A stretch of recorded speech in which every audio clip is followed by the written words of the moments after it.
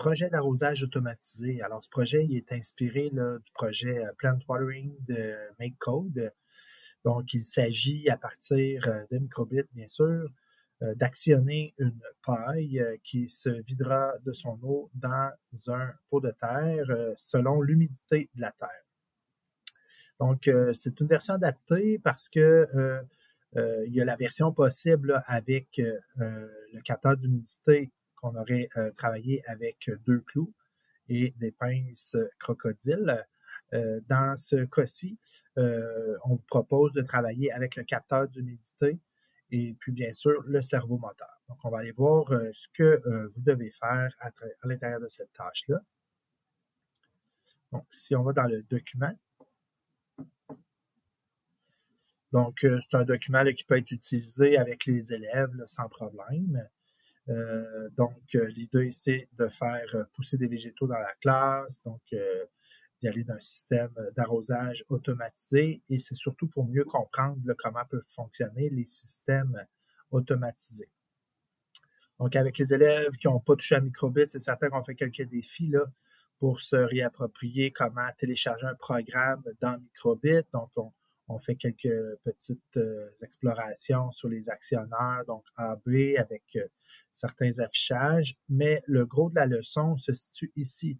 Donc, si vous n'êtes pas à l'aise avec les servomoteurs, je vous invite à faire à partir de cette diapo une activité d'appropriation du servomoteur. Donc, le servomoteur là, permet, dans ce cas-ci, de contrôler le servomoteur entre 0 et 180 degrés à une position bien précise.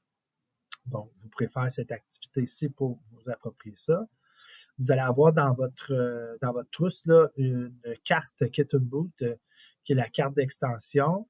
Vous venez brancher votre microbit dans le haut. Et puis, c'est important là, de respecter le code couleur quand vient le temps de brancher le servomoteur, mais aussi le capteur d'humidité afin de bien brancher le tout pour que ça fonctionne. Ensuite, il y a l'activité d'introduction au capteur d'humidité. Donc, on vient afficher l'humidité de la terre. Puis là, ici, ben, c'est sûr que c'est lui qui va être le déclencheur de l'arrosage. Fait que c'est important de regarder un peu c'est quoi une terre humide, c'est quoi une terre sec. Fait qu'on ici, on est en démarche d'investigation scientifique à savoir c'est quoi la valeur du capteur d'humidité lorsque la terre est sec qui devrait déclencher notre arrosage. Il y a une petite introduction par la suite à la condition, puisqu'on devrait savoir si l'humidité est suffisante ou non, puis c'est ce qui va déclencher l'arrosage. Fait qu'il y a une petite activité d'introduction à la structure conditionnelle en programmation.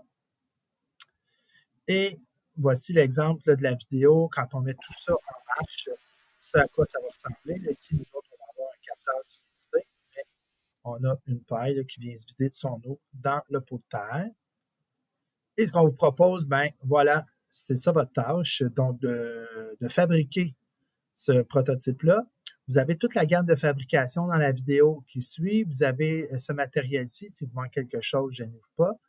Demandez à vos gentils animateurs. Voici le montage. C'est juste que ici, la photo, là, c'est pas la même carte d'extension que vous aurez, là, mais les branchements devront être ceux qui sont écrits à votre gauche. Ce à quoi ça devrait ressembler un coup le montage fait. Et vous avez même la programmation de fournie, mais par contre, les valeurs qui sont dans les rectangles verts, vous devrez les trouver. Donc, c'est à vous de trouver les bonnes valeurs qui feront actionner votre système d'arrosage correctement. Juste vous expliquer qu'ici, les 2 instructions qui sont en dessous ici, c'est juste pour, en attendant de trouver les bonnes valeurs. Donc, quand vous appuyez sur le bouton A, ben, ça va juste actionner votre servomoteur, donc votre paille.